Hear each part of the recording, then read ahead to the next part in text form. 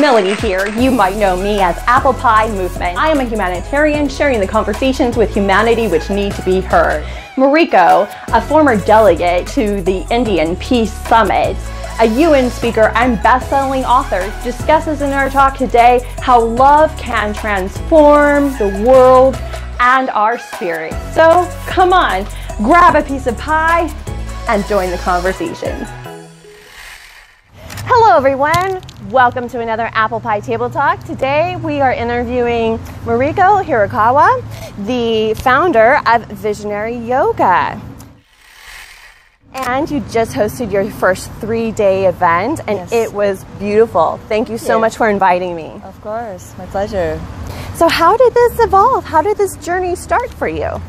Wow, well, it's a long story. For the sake of brevity, I would say that I started as a dancer. I was a classical ballet dancer, and I achieved my dream of being a professional ballet dancer in New York City.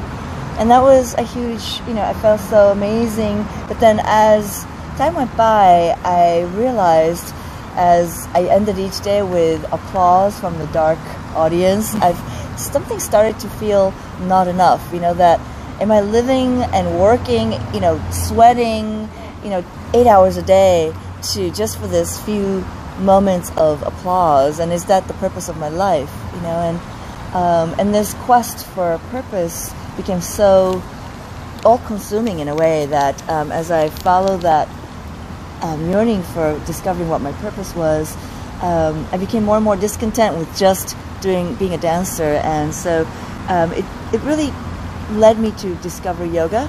One day I was just something about going into the ballet studio and doing my usual morning routine of tendu pliés. It was just I resisted it, and I said, today I can't do this today. I'm gonna I kind of played hooky that day, and as I turned the corner, I discovered a yoga studio. And at the end of the class, I experienced this, in this Shavasana, I experienced that my body was made of light, made of consciousness, and I thought, whoa, what? And I saw this throbbing blue light in the center of my forehead, and I thought I was tripping or something. And I asked the teacher, what's going on? I'm having this experience. And she was like, you've probably been awakened, received Shaktipat. And I said, what is that? And she said, it's an awakening of your Kundalini energy. And it's probably because we are, disciples of this master. And she pointed to the altar. And as soon as she said master, guru, and disciple and all that, I was felt a little bit this is not what I expected. But I looked at the photograph, and the expression in the eyes of this woman was something I had never seen before. It was one eye was looking in, one eye was looking out, and out of her eyes were coming tremendous power. I could say it was love. I felt so seen just from the photograph, and something about the photograph drew me enough to ask, well, where does she live? And they were like, well, she lives in upstate New York, 2 hours away from here. And I thought, just 2 hours, and I was intrigued. And I was, at that point, my quest was so burning at the point that I decided to take a weekend off and take a bus.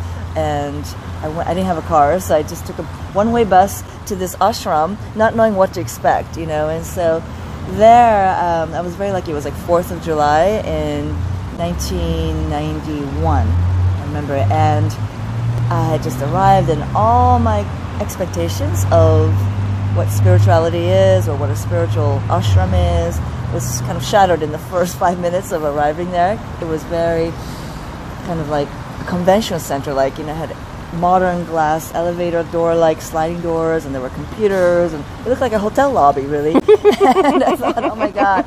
I mean, I had an expectation of a Zen monastery type, very kind of rustic, but this was really this sophisticated place, and I thought, maybe I'm in the wrong place. Everybody was dressed to the nine. It was 4th of July, and I came in my rags because I was just thinking, okay, this is about frugality, spirituality. It was all my concepts of spirituality, And I was so lucky that as I was just contemplating going back on the next bus, this sliding elevator door opened, and this woman in red from head to toe, she didn't even seem to be walking. She was gliding, and the entire place was silent. Like, it was so festive, and then all of a sudden, like, you could hear a pin drop, and she was going here and there, chatting with a few people, and much to my surprise, I was just kind of a witness to this whole scene. And she just like glides right up to me and stands like a foot away from me. And she's not very tall, she's about my height, and she looks directly into my eyes and says, "You just arrived," like this, and with her eyes, those eyes of pouring so much I mean, I couldn't take the amount of love and energy that this woman's aura, and I kind of exploded right there and burst into tears. I didn't know why I was crying, and now that I look back, the question, like, you just arrived, I feel like it has so many meanings. Like, I've been waiting for you, you've been seeking everywhere for this experience of completion and wholeness, and finally, you just arrived after all this, lifetimes of seeking, or, it's like, and I really experienced, when I look back, I really think of my life as before that moment and after that moment.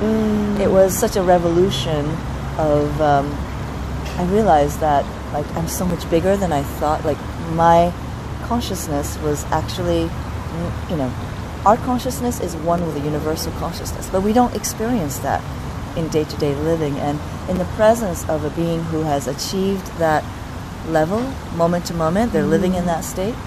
I think that's why I kind of like the ego, and it just popped, and ever since then it's just taken me on a quest to discover what yoga really is. And I do feel that right now yoga is like confined to this fitness box, right?